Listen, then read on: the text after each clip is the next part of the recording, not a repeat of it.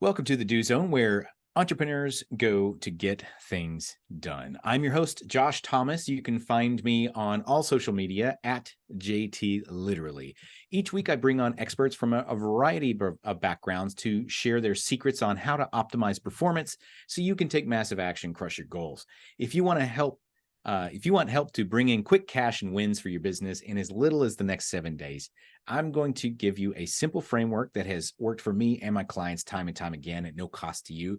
Go to iamfactor1.com now and enter your email for immediate access. Once again, that's iamfactor1.com. Today's guest is LaShawn Smith. LaShawn Smith is an investor who invests in software companies and aspiring business owners and helps people predictably navigate their entrepreneurial journey.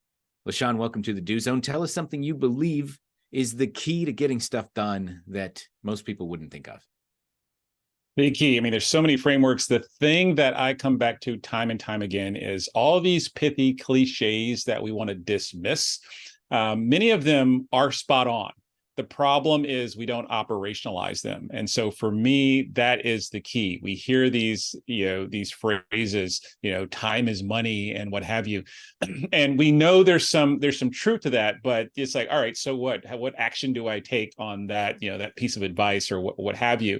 And I find that if you can find hyper ways to operationalize some of these things, that's how you can take value. And for me, it all comes down to time. I've learned to treat my calendar and kind of the minutes in my day as a bank account. And so the same way you might log into your bank and say, this is how much money I have, this is the destination, this is how much money I want. We understand what financial wellness looks like. And many times we are looking at calendar management as this thing where it's like, oh my goodness, you're just preaching this hustle culture. You're trying to squeeze every last minute out. And I look at the calendar as a place to intentionally spend your minutes. Makes a lot of sense. And so we're flipping it around. It's not so much, I don't have the time. I make the time for the things that are important to me. Exactly. If someone, let's use that as a good example. If someone says, hey, I don't have a time to go learn that new skill. Hey, I don't have time to go work out. Hey, I don't have time to go meet new customers. My question is, all right, you don't have the time. Tell me what you're spending your minutes on now. And I love to start a conversation. Yeah, bingo. And I'm guilty of this. So I'm not saying like, hey, I'm perfect with my calendar. But what I have done is, try to hold myself accountable by saying, LaShawn, what's your destination? What is your dream? And we all have some version of that we aspire to. And I don't need to have the same destination as someone that I'm chatting with, but I want them to tell me, what is that destination? Now let's just look. You told me this is your destination. This is your dream. Now let's look at how you're spending your minutes. And if there's, some type of disconnect, that's the first order of operations to go get that cleaned up. Yeah. How are you spending your minutes? Makes a lot of sense to me. And so a lot of times we kind of get stuck, and you gave a great example. It's like, well, okay, if this is your goal, a lot of people don't have a goal, but if you do have a goal, great. What are the steps that you're taking towards that goal today? And a lot of times, if we take a moment to look at how we are spending those minutes, we're spending a lot of those minutes facing in the wrong direction, right? Versus the destination that we have. Yeah, 100%. And I have to call myself out as well. I've gotten pretty good at, I say using my calendar in an intentional way. So if I go watch some Netflix, it's okay that I watch that. I can give myself permission to do whatever I want. Where I get in trouble and where I have to catch myself is I'll say, oh, this block of time I'm learning on YouTube. I'm watching these videos so I can learn something new, but I'm not putting into action the thing that I'm supposed to be doing, right? And so that's a form of procrastination as well. And so making sure that the activities actually are accruing to what you're trying to get to. And I heard a great definition of learning doesn't count, or you haven't learned something until you change your behavior. And that's like a reminder I have, like, just because you have the knowledge, if you don't change your behavior, it hasn't done you much good. It's funny that you bring that up, and it's like you're taking the words out of my mouth. So we're almost 200 episodes into the Do Zone, and I'm not sure what number you'll fall at, but the do zone actually became a thing because I was surrounded by entrepreneurs who were telling me, "Oh, I'm so busy. I'm so slammed. I got all this stuff going on." I'm like, what are you doing anyway? What do you actually do? You Right. know? And so what I was trying to do is I spent like 2 years trying to scientifically prove that they were all full of crap, and what I came up with was I came up with this concept of the do zone. How do you get into the do zone? And there's 3 basic rules, and I think you already know these rules, but I'm going to give them to you really quick. I'm ready. Number one, you need to be working on a current and relevant project, not something from 6 months ago, not something 6 months from now. It has to be current, relevant. And rule number two, it has to have an immediate and measurable outcome. Now, immediate's relative, but again, if I can achieve an outcome in 30 days, well, am I really able to make measurable steps towards something that will be done in a month? Let's figure out, what do I need to be doing now that's going to move the needle now? And then the final rule, and this is the one that really helps somebody understand, are you learning or are you doing, is can your action be objectively observable by a third party? I can't crack open your noggin and be like, oh, LaShawn's learning right now. I see them synapses fire. But I can watch you, if you're learning how to do Facebook ads, I can watch you set up a Facebook ad. Now, maybe you still suck at it, but at least you're doing something, right? Right. And so those 3 rules, it's like, if you don't get all 3 of those rules, you're not actually doing anything. I love it. I love it. And the power of those three together is I think really powerful in the context of compounding. Now you have a data point to say, all right, I tried something, maybe it didn't work, but now that gives you the energy to go, try it again. And it's that compounding nature of those activities that I believe gets us to where we really are trying to go. So let's talk about failures. And I know that this is, LaShawn, I don't know. It's like we pre-planned this, but you keep speaking my language. I ran a podcast a long time ago called How to Lose Money. Love it. And we brought on investors and entrepreneurs, and they talk about a major failure story and the lessons they learned. And I came up with a 3 Ps too, but it's a little bit different than yours. But so I'd love to compare the Ps, if you will. Yeah. How you came about these 3 Ps of why businesses fail, and kind of where did that come from? Yeah. So when I look at, first off, why do people even start businesses? Many times I find that folks just are good at something. They are like, romanticizing what it would be like to run their own business. And what breaks down is when it actually gets to it, they didn't actually do the prep work. And so just a really quick tactical thing, what I love to do when someone says, hey, I'm going to go start this business, or I'm going to go launch this new product, I want folks to tell me, all right, what did you learn from the 100 customers that you talked to? Not a figurative 100, 100 people.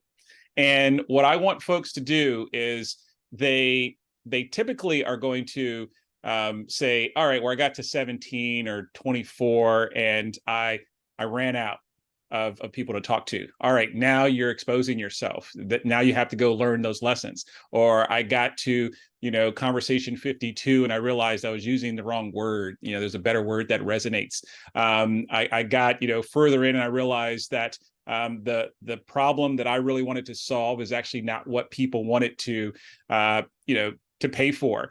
And so through all of that, I really want folks to understand that whether you do those 100 conversations way up front, or you reactively do them when your business is struggling after you've already committed, you're going to have to pay that tax to learn what your customer wants. And so I look at it as 3 levers. One is position, one is people, and one is process. And position is your market. Are you in the right place? I have a very simple definition of a market. Sometimes we use these businessy words, and I'm like, all right, let's just talk about it very sensibly. I call a market, or define a market, as a group of individuals who have a shared problem that is urgent, reoccurring, and painful. And ideally, for it to be a great market, they also have the financial means to go and pay for that. And so when someone says, I'm going to start a bakery, I'm going to start an AI company, I'm going to start a construction company, I'm going to, I don't care what the business is. I want them to tell me, how have you validated your market? How have you figured out that you're solving the right problem for the right group of people? And many times, if you really probe, they haven't. Someone said, you're really great at this. You know what you should do? You should start a business. And whether it's a pie, store where they're going to make their fresh pies. I'd love to hear the urgent reoccurring pain Yeah. that solves. Now, the reason I call that out, because there's great set of passion businesses, and I have my favorite bakeries that I go to, so I don't want them to go out of business, right? Yeah. However, when you actually talk to these business owners, I talk to a lot of, from small to venture back to, C-suite executives. And the common thread I see in many of those is they sometimes are so far because of the inertia of their business that they can't kind of undo where they started. And so that position and that market is so critical. The other two are obvious. I won't spend a ton of time there, but you're likely not going to win on your own. Maybe AI is going to usher in a new class of single person businesses. That actually might be a thing, but for now, you're going to need a team, whether that's even W-2 employees, maybe it's contractors. There's all sorts of ways to build your humans, but you need the right level of people to go on that mission. And then lastly, this is the easiest one, which is like fascinating why so many people don't put in this work, is you just have to have repeatable process. And I like to say, if you have less than $10 million in top line revenue, you probably should have one process, single process, single product, single channel. And so many people are like complicating this thing, and they're just like, we have all these SKUs, we have all these ways we sell. And it's like, why don't you kind of figure out the main thing, get really good at that, and then you can go add all these ancillary pieces. So that position, people, and process, I believe, is why many folks get caught up. Yeah, makes a lot of sense, man. And a lot of times, I love frameworks. I'm a frameworks geek, and if we can boil something down to 3 big points, it reduces a lot of complexity. Just like you were talking about with your business model. If I've got all these different things that I can do, well, how many of them are you doing well?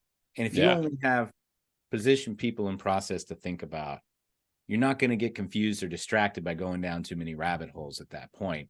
You can just pick one of these, fix that problem, and move on. And so tell us a little bit more about you and what you do, and who's a good candidate to reach out to you. Yeah, so I invest in acquiring and incubating new businesses. I'm a fairly niche down person, so I invest in vertical SaaS, that's industry-specific software companies, and local B2B companies. So, think construction trades and things like that. And while these aren't super sexy, these are businesses that are pretty durable in the economy, but also they have all sorts of opportunities to clean up the process. A piece of paper that gets mailed. In some cases, people are still faxing, which is crazy. And so I'm looking for all these inefficiencies where I can show up with folks who are sold on the mission. And what they're really looking for is an opportunity to kind of bring a modernization to their business. And so anyone who is a experienced operator who says, hey, I might be the person who could be the CEO of the next company I invest in, or somebody who's on the other side, the sell side, and they are selling their business, I'm looking to buy. I do relatively small businesses. I'm in what's called micro private equity. And so I am acquiring many times 100% or close to 100% of the business. But these are tiny businesses, almost always under $10 million, but at least $500,000 in EBITDA or annual profit. And so it's pretty straightforward. Anyone who is interested there. Outside of that, I like to talk to anyone who is interested in process applied to business. And so folks can find me on LinkedIn or any place else if you just want to talk about process, because I find, if you're in agriculture, we can have a conversation. You're going to teach me something about farming that I never knew that I'm going to be able to apply to my neck of the woods. And maybe I can, share some of my frameworks and tips that might be applicable to your industry. Awesome. And where can we go to learn more about that and connect with you? I'm easy to find. I'm at Cagr.com. That's CAGR.com. And you can also reach me on LinkedIn. It's just my full name, LaSean Smith. Very good. LaShawn Smith, thank you so much for coming on here and sharing a little bit of wisdom about how you get things done. Appreciate that. And we're going to wrap from here. For those of you who want to connect with LaShawn Smith, you can find him on LinkedIn, LaShawn Smith, or CAGR.com. Is that right? That is correct. Very good. Awesome. And hey, whether you're on your your morning commute, you're somewhere in the gym or out in the field, snap a selfie, tag me at JT Literally. Show me what you do in the do zone. And one more time, if you need a quick injection of cash in your business right now, I got a free gift for you. Just go to IamFactor1.com, enter your email, and I'll give you immediate access. Know this, you are Factor One for your own success. Now, let's get to work.